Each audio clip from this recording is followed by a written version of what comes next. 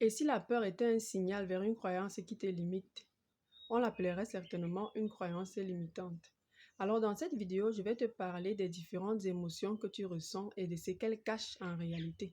Je te parlerai également de comment t'en sortir de ces différentes peurs que tu peux ressentir. Alors je ne sais pas de quoi tu as peur. Tu as peut-être peur de parler en public, peut-être peur de lancer ton propre business ou alors peur de prendre certaines initiatives. Alors tu dois savoir que derrière chacune de tes peurs se cache une croyance limitante qui, elle, cache une valeur profonde. Et cette croyance limitante et cette peur demeureront tant que ton inconscient qui protège ta valeur verra l'action que tu veux poser comme un danger. Donc, tant que ton inconscient percevra le fait que tu veuilles parler en public comme un danger, jamais tu n'auras le courage de parler en public. Parce que la partie inconsciente de toi vise à protéger cette valeur. Alors, nous allons prendre un cas pratique. Tu as peur de parler en public, par exemple. Qu'est-ce que cette peur cache? En réalité, cette peur cache une croyance limitante. Je ne veux pas me faire humilier. Je ne veux pas qu'on se moque de moi. C'est en réalité cette croyance limitante qui fait ressortir cette peur. Alors cette croyance limitante, elle cache une valeur qui est le désir de se faire respecter, le désir qu'on te prenne au sérieux. Et du coup, le fait d'aller parler en public pour toi, ton inconscient perçoit ça comme un danger. Si on se moque de toi, ça veut dire qu'on ne te prend pas au sérieux.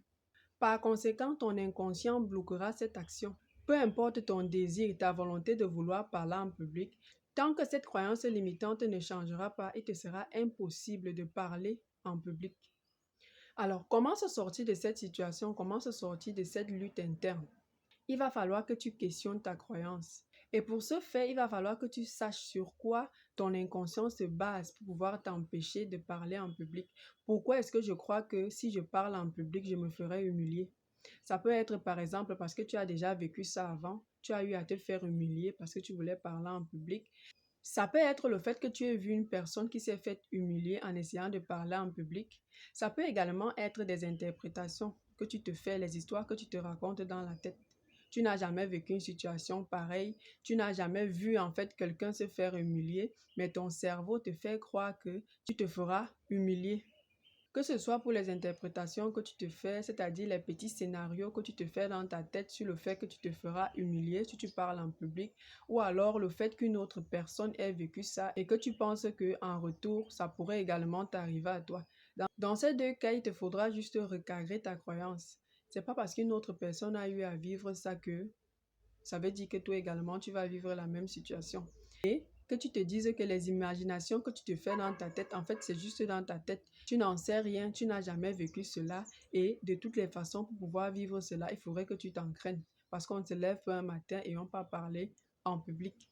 Dans le cas où c'était une expérience personnelle, ça veut dire que tu as eu à vivre ça, par exemple, lorsque tu étais au collège ou au lycée, tu as eu à te faire humilier devant tes camarades et depuis ce jour, tu n'as plus jamais eu le courage de pouvoir t'exprimer devant les autres. Tu dois pouvoir te dire, aujourd'hui je suis un adulte, j'ai échoué avant, j'ai appris, aujourd'hui je peux faire mieux. Aujourd'hui, il me suffit juste d'apprendre. Peut-être avant, je n'étais pas expérimenté, je n'avais pas appris, je ne savais pas. Aujourd'hui, je suis un adulte. J'ai conscience de mes émotions. J'ai conscience aujourd'hui du fait que parler en public nécessite une préparation préalable.